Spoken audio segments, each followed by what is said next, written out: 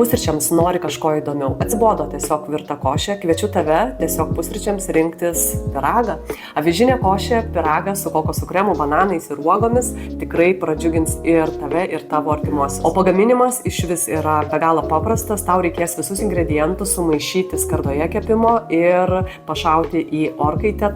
Tau reikės avižinių dribsnių, 2 kiaušinių, kokoso kremo. Jeigu nemėgsti kokoso kremo, gali pilti tiesiog avižų pieno, sojų pieno arba kitaip vadinamo gėrimo, agavų sirupo, cinamono, gali įdėti dar papildomai maltūlinų sėmenų, aš dėjau gojų uogas, gali dėti razinas, gali apsieiti ir be jų, arba dėti, pavyzdžiui, avietės, šilauogės ir supjausčiau bananą smulkiais kubeliais ir visus ingredientus išmaišiau tiesiog skardoje. Šis pusrytinis pyragas be pieno produktų, be glitimo, praturtinta baltymais, daug skaidulinių medžiagų, saldaus skonio, tačiau iš natūralių ingredientų, be galo gardus ir suteiks ne tik tai naudingų medžiagų tavo organizmui, bet ir energijos bei pakylėtos nuotaikos visai dienai. Patiko mano receptas, spausk like, dalinkis su draugais ir rašyk komentare daugiau receptų. Nori daugiau receptų, įsigyk mano pusryčių, pietų ir vakarienės knygą su 65 nuostabiais receptais, kurie padės tau valgyti reguliariai, subalansuotai ir turėti pastovų gliukozės lygį kraujyje ir pastovę energiją visos dienos eigoje.